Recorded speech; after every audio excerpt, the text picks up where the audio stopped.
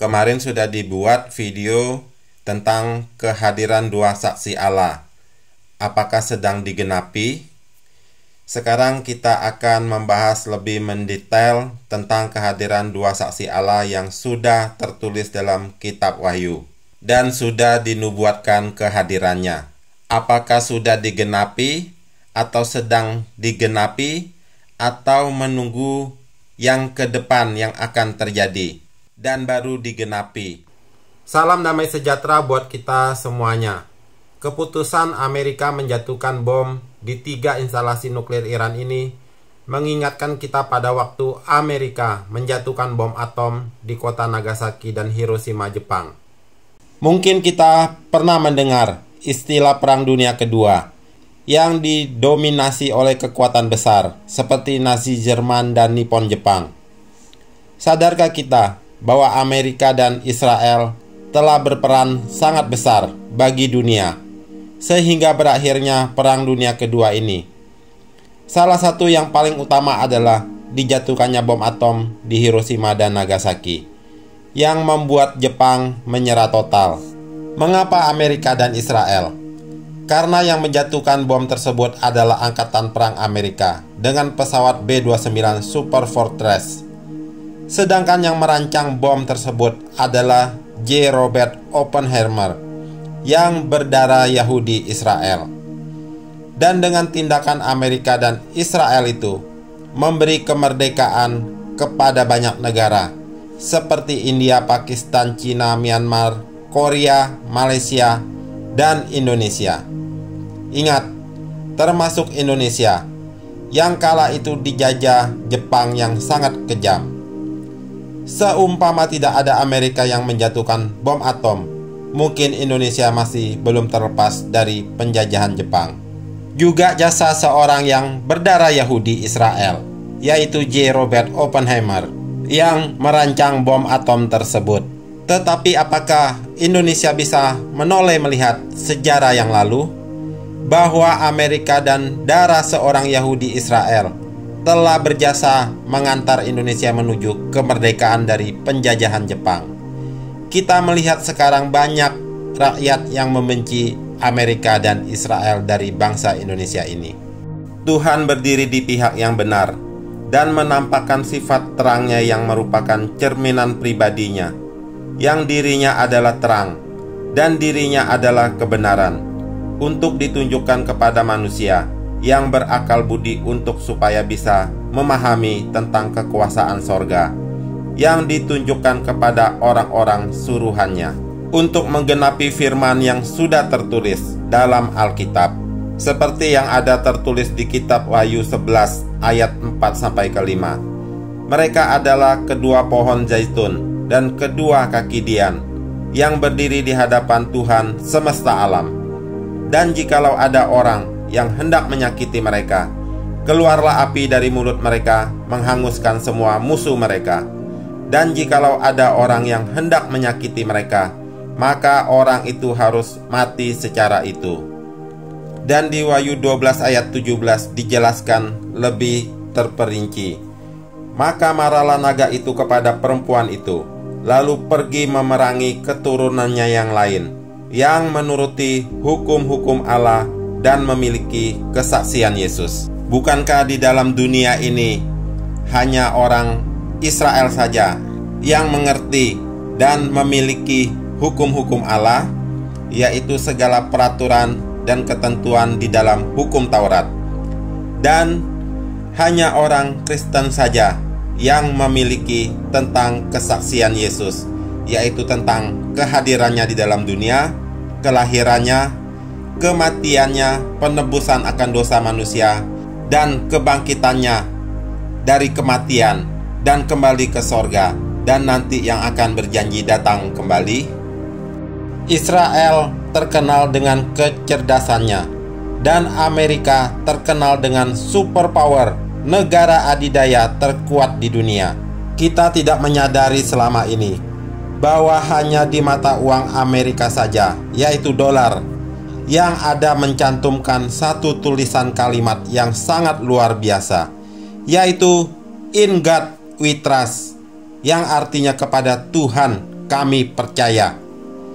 Dari semua dan seluruh penduduk dan bangsa di muka bumi ini, pengagungan akan kebesaran Tuhan, dan kepadanya bangsa ini menyatakan keyakinan dan kepercayaannya secara penuh kepada Tuhan semesta alam.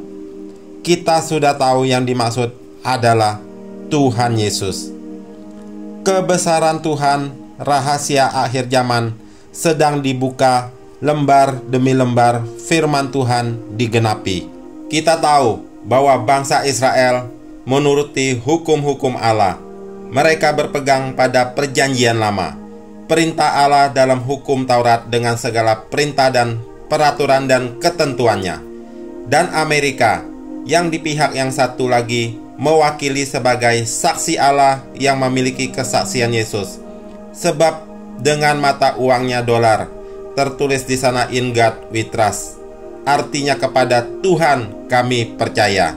Tentu saja ini merujuk kepada Tuhan Yesus. Kedikdayaan dolar Amerika sudah menjadi kebutuhan pokok perdagangan dan transaksi dunia selama ini, sehingga mereka yang hidup dalam kegelapan tidak bisa melihat kebesaran terang Tuhan di mata uang dolar itu, yang bangsa Amerika ini menaruh semua kepercayaan dan harapannya hanya kepada "In God we trust", yaitu kepada Tuhan Yesus Kristus. Israel dan Amerika menjadi bangsa yang diberkati Tuhan, sebab firman Tuhan sudah jelas mengatakan di Ulangan 28 ayat 13, Tuhan akan mengangkat engkau menjadi kepala dan bukan menjadi ekor. Engkau akan tetap naik dan bukan turun, apabila engkau mendengarkan perintah Tuhan Allahmu, yang jika kau lakukan dengan setia. Kita dipertontonkan akan dua tokoh utama di dalam dunia yang menjadi sorotan seluruh umat manusia di seluruh penjuru dunia ini, yaitu Israel dan Amerika. Bisakah kita sekarang berpikir bahwa dua negara ini merepresentasikan dua saksi Allah yang sedang dalam penggenapannya? Amerika sebagai satu tokoh saksi Allah yang merepresentasikan orang Kristen yang memiliki kesaksian Yesus, dan Israel yang merepresentasikan satu tokoh lagi saksi Allah yang menuruti hukum-hukum Allah. Dan jikalau ada orang yang hendak menyakiti mereka, keluarlah api dari mulut mereka menghanguskan semua musuh mereka. Dan jikalau ada orang yang hendak menyakiti mereka, maka orang itu harus mati secara itu. Tertulis jelas di kitab Wahyu 11 ayat yang kelima. Bisakah diartikan dan dimengerti, api yang keluar dari mulut mereka adalah perintah atau instruksi yang keluar dari perkataan mulut mereka untuk melakukan pembalasan kepada para musuh mereka yang ingin menyakiti mereka? Dengan perintah dari mulut mereka akan menghancurkan dan menghanguskan semua musuh-musuh mereka. Amerika sebagai saksi Allah yang mewakili orang Kristen yang memiliki kesaksian Yesus, dan Israel sebagai saksi Allah yang menuruti hukum-hukum Allah, yaitu Taurat dengan segala perintah, ketentuan, dan peraturannya. Sejak Israel kembali dari diaspora dan menuju ke negeri yang Tuhan semesta alam telah janjikan dan berikan kepada mereka di kejayaan Daud masa lampau sebagai milik pusaka mereka, maka mereka telah mengalahkan musuh-musuh sekitarnya dalam banyak perang. Begitupun Amerika ketika negara mereka diserang tragedi 11 Maret 2001 silam oleh kelompok Al-Qaeda dengan pesawat yang dibajak dan ditabrakkan ke gedung WTC New York City. Maka Amerika langsung mendatangi Afghanistan dengan mendatangkan api kebinasaan dan keremukan bagi mereka yang membenci umat yang mengumandangkan "In God we trust". Tapi jika nanti memang ada dua manusia super sakti sebagai dua sosok pribadi yang merupakan dua saksi Allah yang sebenarnya, maka setidaknya Amerika sudah merepresentasikan orang Kristen sebagai satu saksi Allah yang memiliki kesaksian Yesus. dan Israel sebagai saksi Allah yang menuruti hukum-hukum Allah, sebagai saksi Allah yang satu lagi. Seperti kemah bait suci yang didirikan Musa di padang gurun, dan bait suci yang didirikan Salomo yang merupakan replika atau gambaran bait suci di sorga nanti yang sesungguhnya. Penggenapan setiap firman Tuhan yang tertulis di kitab Wahyu tentang akhir zaman sedang terus digenapi. Apakah kita akan bisa menyaksikannya sampai akhir? Batas umur yang Tuhan berikan adalah sebagai penentunya. Tuhan Yesus memberkati kita semua.